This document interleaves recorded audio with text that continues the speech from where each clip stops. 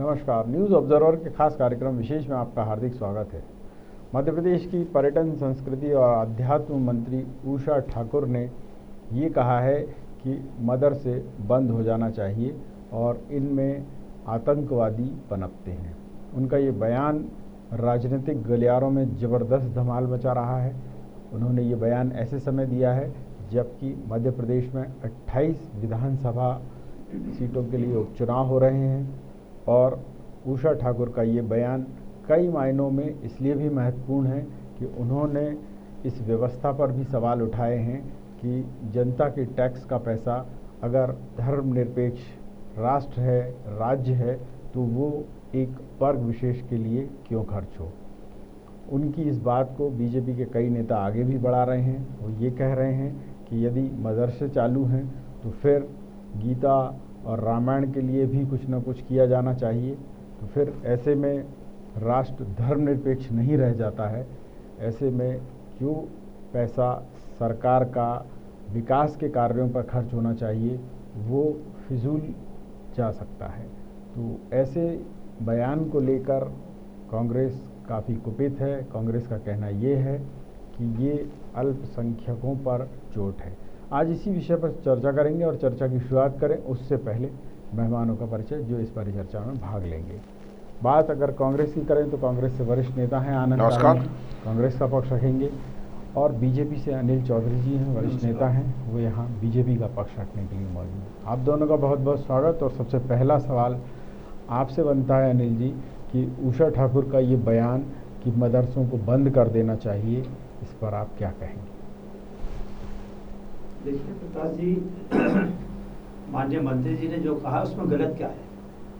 अगर टैक्सेस का पैसा है तो वो सभी के लिए होना चाहिए, एक पर्टिकुलर विशेष वर्ग के लिए क्यों होना चाहिए, और उनको मुख्य धारा से क्यों नहीं जोड़ा। अगर मदरसे चलाना ही है तो सिर्फ उसमें धार्मिक शिक्षा ही क्यों या कट्टरपंथी शिक्षा क्यों, उसमें सभी तरह की शिक्षा होना चाहिए ना। जैसे और दूसरे विद्यालयों में सारी शिक्षाएं दी जाती है। और अगर हम गीता और रामायण की बात करते हैं तो हम जो होते हैं सेकुलर कम्युनल हो जाते हैं, बाकी ये सेकुलर है क्योंकि यहाँ पे तो ये जो कांग्रेस की अपीसमेंट की पॉलिसी रही है कि एक विशेष वर्ग को हमेशा आगे बढ़ाना, उनके लिए ज्यादा, तो इस चीज का सब क्या है कि सामान्य दृष्टि से सबको देखना चाहिए। और उसमें मैं नहीं समझता कि माननीय मंत्री जी ने, उषा ठाकुर जी ने कुछ गलत कहा। आपकी प्रतिक्रिया चाहूँगा तारण जी, क्या है आपका बयान इस पर, मंत्री जी की प्रतिक्रिया? देखिए, भारत एक धर्मनिरपेक्ष राष्ट्र है, इसमें कहीं कोई शक नहीं है, और सब धर्मों को अपनी अपनी संस्कृति, धर्म की शिक्षा देना कहीं कोई गलत नहीं है। गीता और रामायण की बात है, उसके लिए भी कहीं कोई मना नहीं है किसी धर्म में। जैन समाज का अगर कोई स्कूल है उसमें भी कोई दिक्कत नहीं, जैन शिक्षा दी जाती है। दूसरे धर्म है उनमें भी दी जाती है, तो इसमें कहीं कोई वो नहीं है। लेकिन जिस तरह से एक संवैधानिक पद पर बैठी हुई मंत्राणी अगर इस तरह की बात कहती है तो इससे चरित्र उजागर होता भारतीय जनता पार्टी का कि किस तरह का चाल चरित्र चेहरा भारतीय जनता पार्टी के। मैं हमेशा आपके चैनल पर बोलता हूँ कि भारतीय जनता पार्टी का दशानंद का चेहरा है। अभी आप देखना कोई नेता कुछ कह दशानंद के दशानंद रावण का चेहरा है, 10 मुख वाला चेहरा है कि जिसमें अलग अलग मुख से अलग अलग बात कहती। कहीं जब देखेंगे कि इसका विरोध ज़्यादा हो गया तो कोई मंत्री आ जाएगा ऊपर से, वो बैकफुट पे आके फिर बात करने लगे। ये केवल और केवल मुद्दों से भटकाने की बात करते हैं। ये मंत्राणी ये बातें करने की आज आवश्यकता पड़ गई। आज हमारे यहाँ जबलपुर में कल एक छोटे बालक की हत्या कर दी गई, फिरौती हो रही है, अपहरण हो रहे हैं, महिलाओं के साथ बलात्कार हो रहे हैं, उस तरफ कहीं ध्यान नहीं है। विकास की कहीं ध्यान नहीं है। महंगाई चरम सीमा पर हो रही है, उसकी तरफ भारतीय जनता पार्टी के नेताओं का ध्यान नहीं है। भारतीय जनता पार्टी केवल सांप्रदायिकता की बात करे। क्या इनसे गरीब जनता का पेट भरेगा? इन सब चीज़ों से क्या हम जनता की सेवा कर सकते हैं? क्या हम एक संवेदनशील सरकार है? मदरसे चालू रहना चाहिए या नहीं? मैंने आपसे क्या बोला प्रकाश जी कि हमें आज आवश्यकता है कि देश प्रदेश की लाइन ऑर्डर ठीक होनी चाहिए। किस तरह से मदरसे चालू रहना चाहिए या नहीं? जी, मदरसे चालू रहना चाहिए या नहीं? मैंने आपसे क्या बोला कि सब धर्मों का किसी को रोकना नहीं चाहिए, हर धर्म में होने चाहिए। अगर कहीं कोई चीज़ गलत हो रही है तो निश्चित रूप से उस पर कार्रवाई करनी चाहिए। लेकिन अनर्गल तरीके से किसी भी तरह का कोई वक्तव्य नहीं देना चाहिए। कहीं कोई गलत काम होता है निश्चित रूप से आप उसमें कटाक्ष करें, लेकिन ये इस तरह से कोई अपन बात करें, आप बात को बदले। विकास की धारा, आपको जो मंत्री बनाया तो सुन लीजिए, विकास के लिए बनाया है, युवाओं के कल्याण के लिए बनाया है। अरे वो अध्यात्म मंत्री है भाई, वो धर्म की मंत्री हैं। अब मुझे अगर धर्म की मंत्री है तो वो निर्णय लें, इस तरह से बयान क्यों देती है वो? तो अब आप सुनिए, तो यही जानना चाह रहे हैं आपसे। अरे सवाल तो सुन लीजिए, इस तरह से लोगों में आप सवाल नहीं सुनते हैं तारण जी, बड़ी मुसीबत है आपके साथ। मैं ये पूछ रहा हूँ कि ये मदरसे चलना चाहिए या नहीं चलना चाहिए? क्यों नहीं चलना चाहिए? तो फिर धर्म की शिक्षा दे रहा है, धर्म के साथ आज की आधुनिक शिक्षा दे रहा है, तो उसमें बुराई क्या दिक्कत है? तो फिर बाकी के भी शुरू हो जाना चाहिए। क्यों नहीं होना चाहिए? कि भाई सुन तो लीजिए, जैन समाज की शिक्षा है तो उसके लिए भी इसी टाइप के जिसको कहें जैन मंदिर जो हैं वो शुरू हो जाने चाहिए। फिर गीता की भी शिक्षा दे दें, फिर आप रामायण की भी दे दें, फिर उधर बाइबल के लिए भी एक अलग से खोल दें। तो पैसा जो है डेवलपमेंट का, विकास में लगने वाला पैसा, वो सब इनमें ही बंटवा दें। देखिए प्रकाश जी, अभी एजुकेशन की बात हो रही है। एजुकेशन का बजट होता है, जो बजट होता है बजट के अंतर्गत ही तो सब खर्च होगा, उससे ज्यादा तो खर्च नहीं होगा। चलिए, मैंने आपसे जो सवाल पूछा उसका जवाब नहीं। मैंने आपको बोल रहा हूं, मैंने आपसे पूछा जैन समाज के लिए खुलना चाहिए कि नहीं, ऐसा ही। समाज का स्कूल है ना ऑलरेडी, ये स्कूल नहीं, अभी सुनिए, की बात कर रहा दिगंबर स्कूल, उसमें जैन समाज का भी एक मैं आपसे ये कह रहा हूँ कि पूरी तरह गवर्नमेंट द्वारा फंडेड है क्या कोई ऐसा जैन धर्म का? हमारे यहाँ मिलती है नहीं, एड मिलती है आपको, फुली फंडेड नहीं है जिस तरह से। तो कोई नहीं, मदरसों को भी पूरी का मिलता है। अरे आपको पता ही नहीं है इसका मतलब? नहीं पता, जो है जो उनको मिलता है जितना, उसमें अगर उनका कोई गलत काम होता तो उस पर कार्रवाई नहीं करती, उसको पकड़े कार्रवाई करें। आप देखिए, दो तरफ मत बोलिए। अगर कोई सांप्रदायिकता की बात करता है, आप दो तरफ मत बोलिए, एक बात पे कायम रहिए। आप या तो बोलिए कि नहीं मदरसे भी चलना चाहिए, जैन मंदिर को भी एक इंस्टीट्यूशन बना के उसमें गवर्नमेंट को पूरा पैसा देना चाहिए, या तो ये बोलिए आप, और या फिर ये बोलिए नहीं दोनों बंद हो जाएं। नहीं, बंद क्यों हो जाएं? हम कांग्रेस के लोग सकारात्मक सोच रखते हैं, नकारात्मक सोच हमारी नहीं है, सांप्रदायिक सोच नहीं है। हम सबका साथ, सबके विकास की बात करते हैं। हर धर्म को अपना, तो सुनिए तो सही।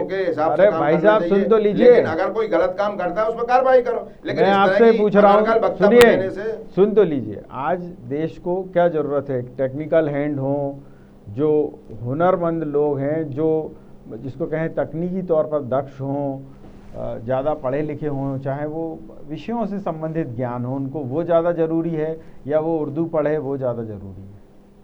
नहीं, देखिए शिक्षा ज्ञान कोई बुरा नहीं है, अगर सकारात्मक है हर चीज़ अच्छी है।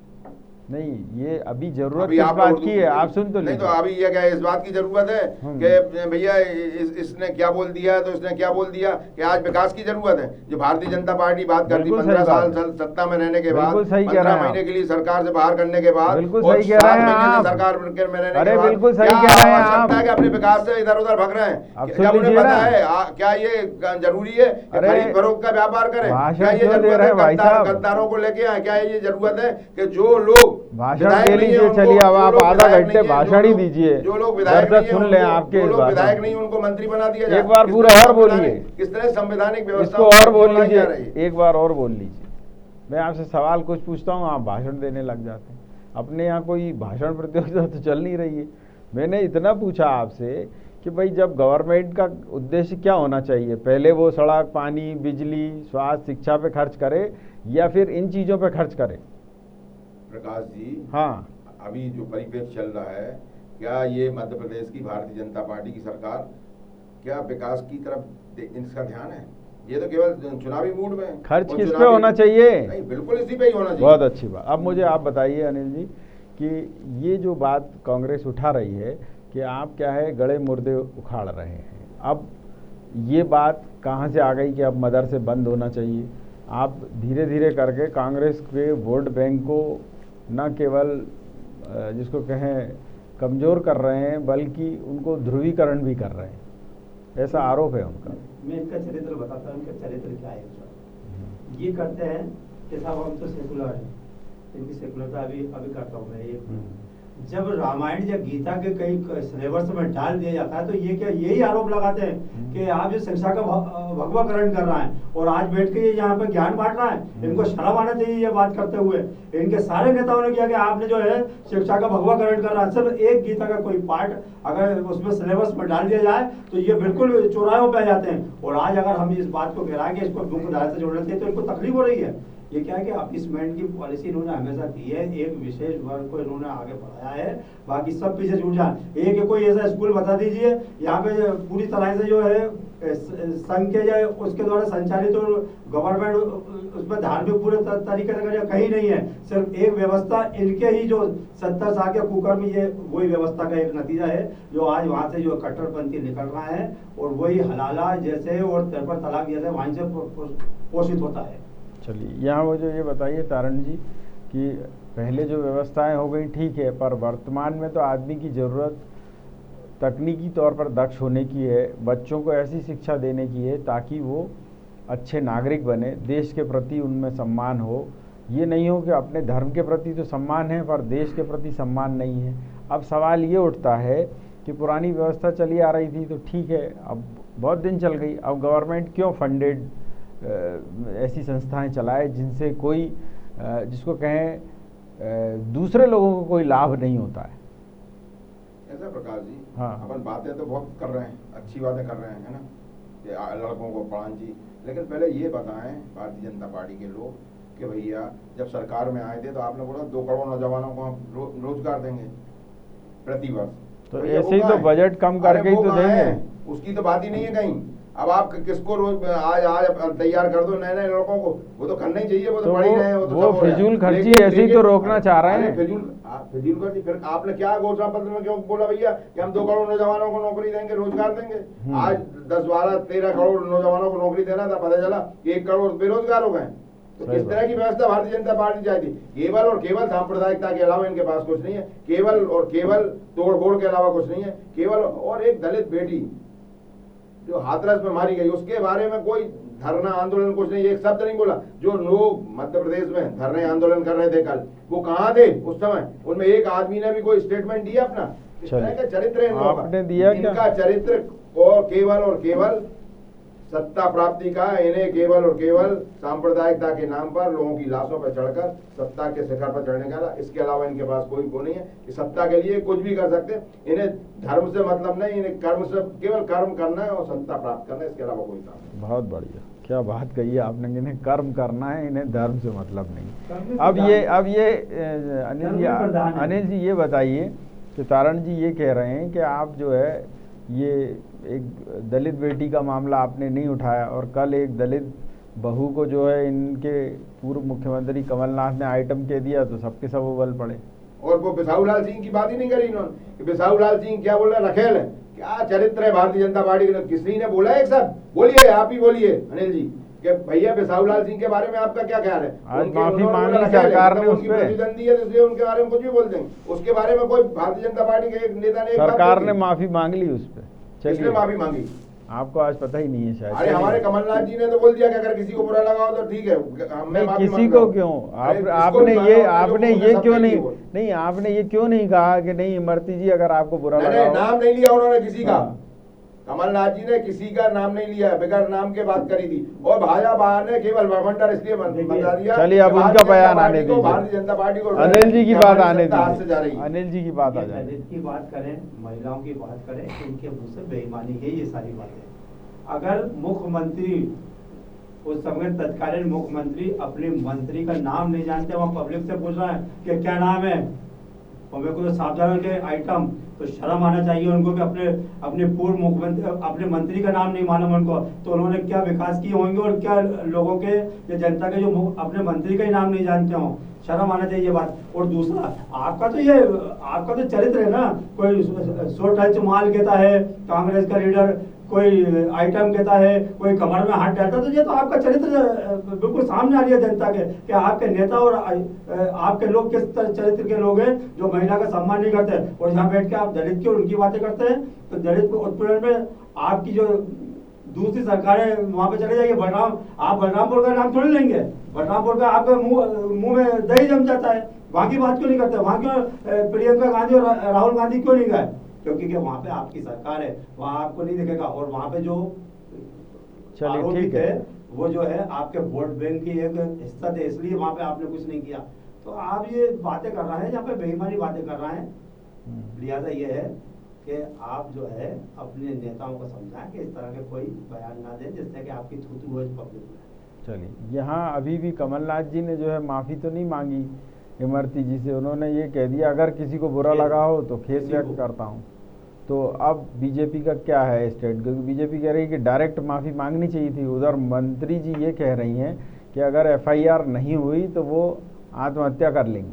देखिए, मंत्री स्वतंत्र हैं, उन पे अगर किसी ने टीका टिप्पणी की है तो वो बिल्कुल उनका अधिकार है कि उनको न्याय मिलना चाहिए, उन पे कार्रवाई होना चाहिए। उसमें मैं नहीं समझता कि इमरती देवी ने अगर कोई इस तरह का अपना बयान दिया तो गलत है। और आप संबोधन वहाँ पे खड़े होके उस व्यक्ति के लिए कर रहा और आप कह रहा हो किसी क्या होता है भाई? सीधे क्या है कि अगर मुझसे आहत हुई है मेरे बयान से तो मैं उनसे हाथ जोड़ कर माफी मांगता हूँ। ये सब पता चला 1 मिनट में हो जाएगा। परंतु वो अपने उसमें है, क्या नाम है, घमंड में और उसमें कि भाई मैं तो पूर्व मुख्यमंत्री हूँ और मैं किसी से माफी, एक दलित महिला से माफी नहीं मांग सकता। तो उनका अहम यहाँ पे ये दर्शाता है। बिल्कुल, यहाँ यही बात कांग्रेस भी आपके बारे में कह रही है कि आप अल्पसंख्यकों को कुछ ज़्यादा ही, मतलब जिसको कहें, उनका दमन कर रहे हैं। अब मदरसों की बात अगर आपकी मंत्री कर रही हैं कि इनको बंद कर देना चाहिए, तो कांग्रेस का गुस्सा होना लाजमी है। साथ साथ आपकी पार्टी के ही लोग एक बात ये भी कह रहे हैं कि आईएएस की परीक्षाओं में उर्दू से जो लोग अटेम्प्ट करते हैं वो बंद होना चाहिए, क्योंकि उसमें कॉपी जांचने वाला उर्दू वाला है, वो भी मुस्लिम है, जो कैंडिडेट है वो भी मुस्लिम है। तो यहाँ जो आपके कुछ लोग हैं संघ से जुड़े हुए या उस विचारधारा से जुड़े हुए, वो लोग इस पर सवाल उठा रहे हैं कि साहब ये पता कैसे चलेगा कि ये नंबरिंग जो हो रही है वो ईमानदारी से हो रही है। बिल्कुल, उसमें गलत क्या? देखिए, उर्दू के जानने वाले कितने हैं। हम भोपाल में रहते हैं, उर्दू का प्रचलन है यहाँ पे, लेकिन मैं नहीं समझता कि हमारे परिवार में जितने भी लोग हैं तो या उर्दू पढ़ सकते हैं या लिख सकते हैं, उसमें बुराई कुछ नहीं है। और रही बात यह है कि मुख्य धारा से फिर जोड़ना, मदरसों में अगर कट्टरपंथी पनप रही है तो उसको बिल्कुल बंद। और सिर्फ वहीं क्यों, अगर किसी भी धर्म में तो हम उसका भी विरोध करेंगे, हमारी सरकार उसका भी विरोध करेगी। कट्टरपंथी की कहीं कोई जगह नहीं है, यहाँ पे सबको मिलजुल के रहना है, तो इसीलिए उसका विरोध है। और उर्दू का जो मैंने कहा है वो उस पर कायम है आप। चलिए, यहाँ तारण जी मैं आपसे जानना चाहूँगा कि ये जो बात उठा रही है कांग्रेस के साथ, अल्पसंख्यकों के साथ ये लोग दोयम दर्जे का व्यवहार या दबाव बना रहे हैं उन पर, इस बात से आप कितना इत्तेफाक रखते हैं कि मदरसे तो वाला तो बात उठाई दी है यहाँ मंत्री ने, संघ से जुड़े नेताओं ने ये बात भी उठाई है कि यूपीएससी में जहाँ आईएएस, आईएफएस और आईआरएस, आईपीएस लोग निकलते हैं, वहाँ उर्दू से परीक्षा देने की प्रथा बंद होना चाहिए। नहीं, उर्दू सबके लिए, कोई भी पढ़ सकता है, आप भी पढ़ सकते हो, मैं भी पढ़ सकता हूँ, हमारे भारतीय जनता पार्टी के प्रवक्ता ही पढ़ सकते हैं। नहीं, उनका तर्क ये जो भाषा है, उर्दू जो भाषा है वो हिंदुस्तान की भाषा है, वो विदेश की भाषा नहीं है।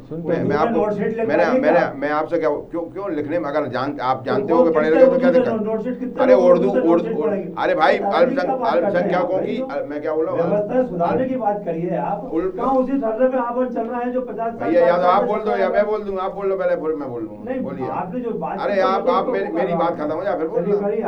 भाई, उर्दू किसी की बकौती थोड़ी है, हमारी भारत की मातृभाषा है, हमारी भारत की भाषा है, ये विदेश की नहीं है।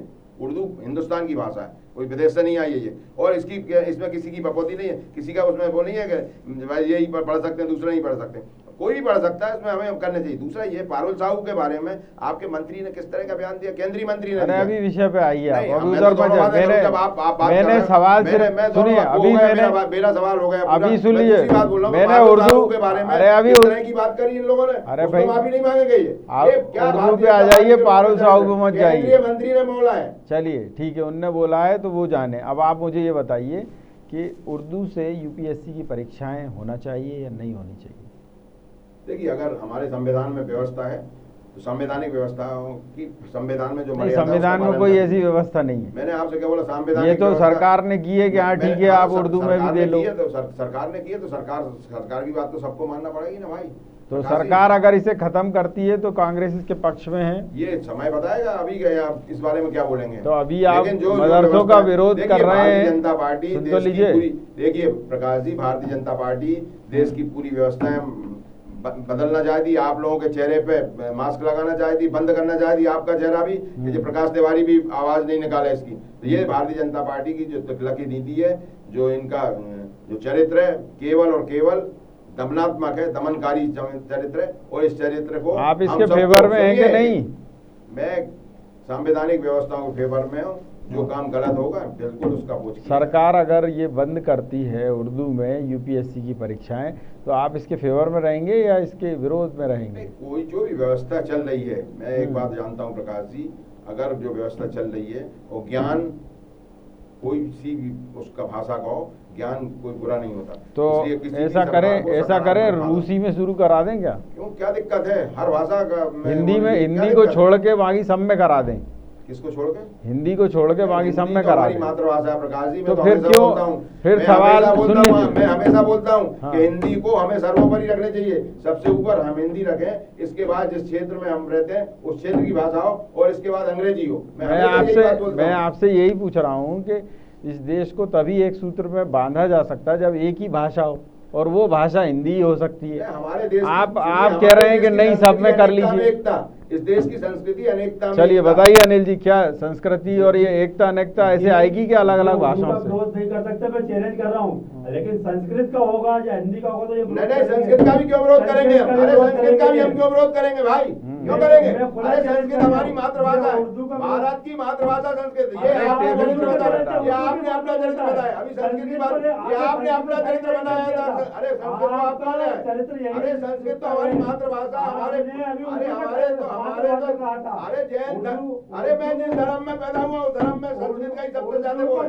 मैंने आपसे क्या बोला कि मैं जिस धर्म में पैदा हुआ संस्कृत का ही सबसे ज्यादा सुन तो लीजिए तारण जी, आपने यही हमारे तारण स्वामी के 14 ग्रंथ ही उर्दू संस्कृत में, कैसी बातें करते हो? उर्दू में आपने मैंने किसी बात, ये आपका चरित्र बता रहे हैं, ये दशानंद का जो चेहरा है, झूठ बोलने का चेहरा, ये आपका।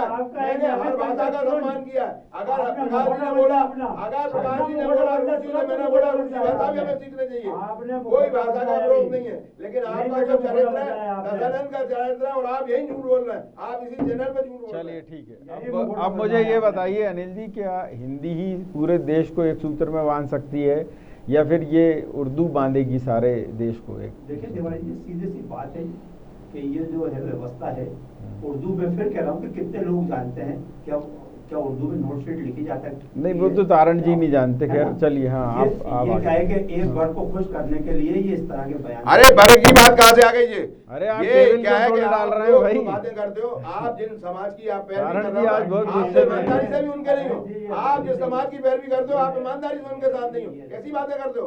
आपका चेहरा तो दानदार है, आपका तो चरित्र ही अलग है, केवल आप सत्ता के लिए लोग।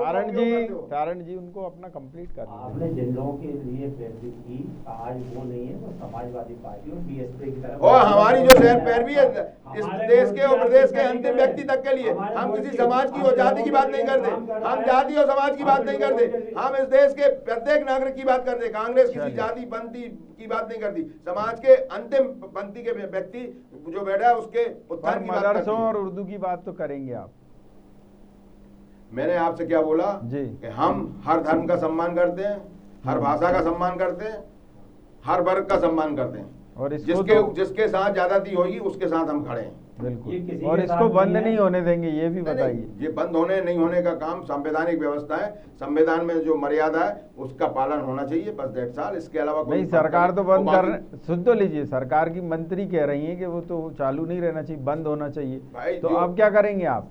मैंने आपसे क्या बोला प्रकाश जी, ये कांग्रेस का हाईकमान तय करेगा कि कांग्रेस को किस नीति पे चलना है, कांग्रेस अपनी नीति स्पष्ट करेगी। लेकिन जो मंत्राणी बोल रही हैं, मंत्राणी को अपने विभाग में वो काम देखने चाहिए जो सबको साथ लेने के चलने का हो, सबके विकास की बात हो, प्रदेश के विकास की बात हो, वो बातें करें तो ज्यादा अच्छा है। मगर मंत्राणी उन सब चीज़ों से दूर है, क्योंकि शिक्षा का स्तर इतना गिर रहा है कि लोग प्राइवेट स्कूल की तरफ जा रहे हैं। तो मंत्राणी को तो पहले ये देखना चाहिए कि हमारे जो सरकारी स्कूल हैं वो अच्छी तरह से चलें, उनमें शिक्षा अच्छी हो, टीचरों को हम ढंग से उनका भी ध्यान रखें, चलिए ठीक है, आगे बात तब तो उनका वो सब सही है। नहीं तो मंत्राणी है और भारतीय जनता पार्टी की, तो वो तो जो पार्टी की लाइन है उस लाइन पे चलेंगी। लेकिन सीधी बात ये है कि कोई भी धर्म है, अगर धर्म में कहीं कोई गलत चीज है तो निश्चित रूप से उस पर कार्रवाई होनी चाहिए। उसके कोई गलत काम के पक्ष में कांग्रेस कभी नहीं रही है। कांग्रेस ने के शासनकाल में यदि कोई कट्टरपंथी हिंदू था उस पर भी कार्रवाई हुई है, और अगर कट्टरपंथी मुसलमान है उसके भी कार्रवाई हुई है, और ये दिग्विजय सिंह जी के 10 साल के कार्यकाल में आपने अच्छी तरह देखा है। बिल्कुल। और अभी तो फिलहाल आप मदरसों के समर्थन में हैं।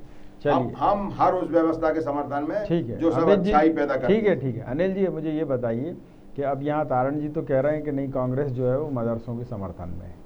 अब कांग्रेस जब इनके समर्थन में है तो आप क्यों विरोध में आ रहे हैं? इससे आपको नहीं लगता कि फिर ध्रुवीकरण हो जाएगा? कांग्रेस पे फिर ठप्पा लगाने की कोशिश में आप इनके माथे पे एक छूटता है, जैसे राम मंदिर वाला बड़ी मुश्किल से अभी इनने छुटाया कि ये लोग विरोधी नहीं है राम मंदिर निर्माण के। अब आप फिर एक नई सील से उनको सिक्का लगाना चाहते हैं इनके माथे पे कि नहीं साहब ये तो परमानेंट वही है। देखिए, हमारी सीट या इनके समर्थन का सवाल ही नहीं है। हम सरकार में हैं और जो भी जनता के हित में काम होगा वो सारे हम निर्णय लेंगे, चाहे उसका ये विरोध करें या समर्थन करें, इससे कोई फर्क नहीं। ये समर्थन कर रहे हैं कि नहीं मदरसे बंद नहीं होना चाहिए? नहीं, इनके समर्थन या विरोध से हमें कोई, देखिए जो मतलब करना तो आपको अपने हिसाब से। अरे हम डिक्टेटर है, जो करना करेंगे, बोलते रहे, वो साफ तो बोल रहे हैं। जनता के भलाई के लिए काम करना है, और जो भी जनता की भलाई के लिए काम होगा उसके लिए अच्छे से अच्छे कदम उठाए जाएंगे। हमें इनके विरोध या समर्थन की कोई जरूरत नहीं है। हमारी मंत्री ने अगर कहा तो इस पर गंभीरता से विचार होगा और इस पर आगे काम होगा। और इसी तरह से जो यूपीएससी या राष्ट्रीय स्तर की परीक्षाएं हैं, जो देश की नीति नियंता हैं, जैसा मैंने आपसे कहा आईएएस, आईपीएस, आईएफएस, आईआरएस, ये इनकी जो परीक्षाएं हो रही हैं उसमें उर्दू को लेकर जो बात उठ रही है, क्या अगला कदम वही है कि धीरे से उसको भी समाप्त किया जाए, सिर्फ हिंदी और अंग्रेजी में ही जिसको कहें प्रश्न पत्र बने, उसी से संबंधित सवाल पूछे जाएं? बिल्कुल, इसमें कोई बुराई नहीं है, और जो अगर कई व्यवस्थाओं में खामी है तो उन्हें दुरुस्त करना चाहिए। भाई मैंने जैसे भी अपने पहले वक्तव्य में कहा कि कितने लोग जानते हैं जो भाषा हम आम भाषा में हिंदी में बात करते हैं तो हम वही प्रचलन में होगा, तो वहाँ पे जो आसानी होगी सभी जो जांच करने वाले, कॉपी जांच करने, नोटरी और भी जो कार्य होते हैं वो। ठीक बात। तारण जी, अंतिम सवाल आपसे, अंतिम सवाल है वो वही भाषा का। तारण जी, अंतिम सवाल आपसे कि कांग्रेस में ये एक अजीब टाइप की विडंबना है कि पाकिस्तान में कुछ भी होता है आपके नेता तत्काल जिसको कहें झंडा बुलंद कर देते हैं। अभी पाकिस्तान लेट फेस्ट हुआ, उसमें कांग्रेस के ही सांसद शशि थरूर ने, पूर्व मंत्री भी रहे हैं आप ही की सरकार में, उन्होंने ये कह दिया कि साहब भारत में जो है वो एक तरीके से धार्मिक भेदभाव बहुत बढ़ गया है और पाकिस्तान का समर्थन करते हुए नज़र आ रहे हैं वो। तो इन गतिविधियों से आपकी पार्टी की छवि मजबूत होती है या कमज़ोर होती है? पहली बात तो मैंने उनका कोई बयान सुना नहीं, दूसरा इन सब बातों से हम कोई इत्तेफाक रखते नहीं। हमारी आस्था भारत की संविधान में, हमारी आस्था भारत की संस्कृति में, हमारी भाषा, हमारी जो आस्था है भारत के झंडे में। हम चाहते हैं कि भारत का झंडा हमेशा ऊंचा रहे। तो ये शशि थरूर को पार्टी से निकालेंगे क्या? मैंने क्या बोला कि ये हाईकमान का काम है, उन्हें निकालेंगे नहीं निकालेंगे। उन्होंने क्या बोला क्या नहीं बोला मेरी नॉलेज में तो नहीं है, लेकिन हम तो आप इतने बड़े नेता हैं और आपका हम तो इस देश के में पैदा हुए चुने सांसद हैं वो, और शशि थरूर तो मंत्री रहे हैं, उसका भी आपको पता नहीं उन्होंने क्या बोला है। लेकिन हम तो चलिए, अंतिम सवाल यहाँ पर आपसे, ठीक बात है, अंतिम सवाल आपसे अनिल जी कि कांग्रेस जो है वो गाहे बगाहे फिर भी उर्दू पाकिस्तान वहाँ घुसी जाती है। अभी फिर इनके शशि थरूर भी घुस गए और आपके जो संबित पात्रा से लेके सब इसी बात पे जिसका हंगामा मचा रहे हैं कि अब कांग्रेस जो है वो पाकिस्तान समर्थक। नहीं, बिल्कुल आप सही कह रहे हैं। और शशि थरूर ने पूरा जो गुणगान किया पाकिस्तान का कि कोविड में हम पीछे रहे और पाकिस्तान। अरे हिंदुस्तान का पहला प्रधानमंत्री जो पाकिस्तान गया, कैसी बातें कर आप तो उनके माल खा रहे हो, सब साल पहन कर रहे हो, पता नहीं क्या कर रहे हो। ये तो आपका चरित्र है। आप तो वहाँ जाके अरे क्या बात कर रहे हो आप, तो क्या बात कर, और हम तो लाहौर तक पहुंच गए, हमने तो पाकिस्तान के 90,000 सैनिकों को करवा दिया। कैसी बातें कर, सरेंडर करवाया। ये भारतीय जनता पार्टी के लोग तो उनके कदमों में जाके बैठ गए, और उसके बाद भारतीय जनता पार्टी आपके लोग जाके कहते हैं मोदी तो जाइए वहाँ से। अरे मोदी जी तो वहाँ जाके बैठ गए भैया, वहाँ तो वहाँ जाके। चलिए, मेरे पास चर्चा का इतना ही समय था। आप दोनों मेहमानों का बहुत बहुत धन्यवाद और आभार। मैं बात करूं अगर अब इस समय चुनावी मुद्दों की, तो निसंदेह चुनावी मुद्दे बनाने में अब बीजेपी आगे भी बढ़ रही है, और ये एक ऐसा मुद्दा है जो मदरसों के बंद करने के बारे में अगर मंत्री का बयान आ रहा है तो उसमें कांग्रेस दुविधा में है कि इस पर वो क्या स्टैंड ले। समर्थन करती है तो बहुसंख्यक वोट जाता है, और नहीं करती है तो अल्पसंख्यक नाराज हो जाते हैं। अब ऐसी स्थिति में कांग्रेस की दुविधाएं बढ़ ही रही हैं। जाहिर सी बात है, स्टैंड तो क्लियर करना ही पड़ेगा पार्टी को। न्यूज़ ऑब्जर्वर के खास कार्यक्रम विशेष में इतना ही, लेकिन यहाँ विभाग खबरें अंतर जारी रहेंगी। आप देखते रहिए न्यूज़ ऑब्जर्वर यानी सिर्फ खबर।